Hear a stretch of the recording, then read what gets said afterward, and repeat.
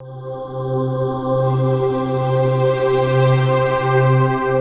of Tutu, Part 3. I think Chapter 5, or is that what they're called, chapters? Level 5? Mm-hmm. This level is the hardest one. Yeah, it's definitely the hardest. It's probably the longest, too. Mm-hmm. And we fucked up this part a lot. Yeah. Trying different methods of splitting up Mm-hmm. and whatnot. There's going to be a heavy with a shotgun that's going to come running at you eventually, and there's also going to be a bunch of guys in that building on the right fucking you up, and a guy with a turret at the end of the street. If you look at my screen, that building, you see the window on the right-hand side of my screen? Uh-huh. There's a rocket guy, and he destroys the cover that I'm standing by right now if you don't shoot him first. So there's a good chance this cover that I'm behind right now isn't there.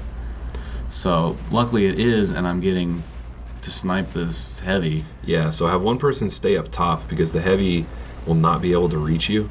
But the guy that's, staying up top, and then have him just kind of run at you and distract him while, you can easily regenerate health, or I can shoot him in the back or whatever. So Ryan from York, Pennsylvania, wrote a very long email. Apparently he watched a lot of our previous guide too, so that's why it was so long. Okay. First off, glad to see the Army of Two guide up. I was looking forward to good humor responses and hopefully a review and thoughts on the game and its improvements. First and foremost, I agree with most of the comments you made about the game's flaws, but we don't really talk too much about the improvements they made. And it's probably because I don't remember a lot about the first one. Like 2 years ago? The minor details, like he goes into a lot of comments about the minor details, like the small changes that they made, and I don't really remember a lot of the small details. For example, about how you can customize any weapon at any time during the game, which is really handy. I do remember that now that he mentioned it, that you had to wait between levels to upgrade weapons at any time. Yeah. And now that you can just hold the Y button and then press down on the D-pad to upgrade, that is very handy, and it's nice. Unfortunately, it still doesn't save it if you fucking die, which is frustrating as shit. On the first Army 2 guide, Beer Baron criticized how Feign Death and Overkill were the same button. Don't remember that.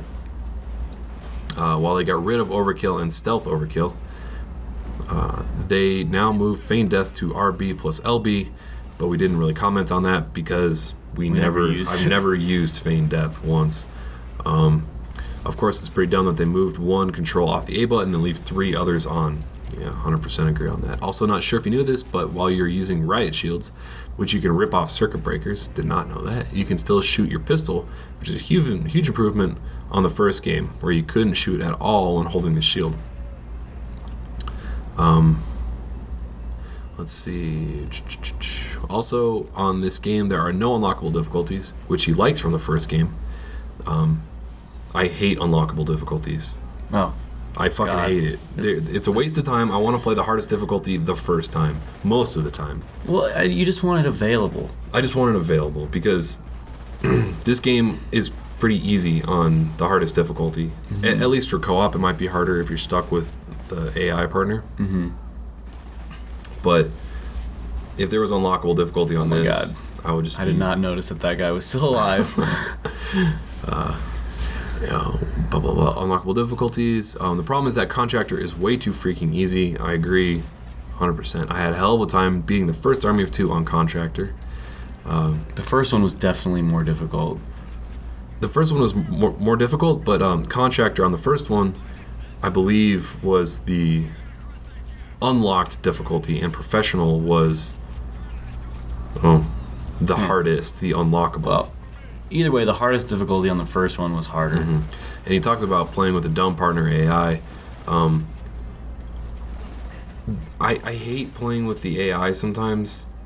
Playing with AI is unfucking believably frustrating when they get you killed. I can deal with them just sitting back and not doing shit. But when they get me killed, when I'm forced to revive them, and they're out in the middle of nowhere, and I'm like, are you fucking kidding me? You just got me killed, you stupid fucking computer. Yeah. That drives me fucking nuts. Yeah. If you can't control the dude, he should be conservative. Super ultra conservative. Or else an unstoppable badass. Southern Baptist conservative. That's how fucking conservative they should be. But yeah, or invincible. Yeah. When they get me killed, that drives me nuts. So it's kind of like playing with you, actually. Oh, is there more? One little. Well, we'll save the rest of it for the next video. Because the next video starts off slow and we get thrown in those jail cells. For right here, if you have a scope on your gun, turn it off. That's another good quality that this game has. Yes, you can easily switch on and off the scopes for silencers as well. Very handy. Because as soon as you walk out onto this bridge, it's going to activate a back-to-back part. Yeah, and I accidentally threw a grenade trying to figure out how to take off my scope. Yeah. But anyway. So, yeah. This back-to-back is kind of tricky. Mm-hmm. I feel like if one guy sees a load of dudes by a barrel, the other guy should be looking for the next wave, because you don't necessarily need two guys.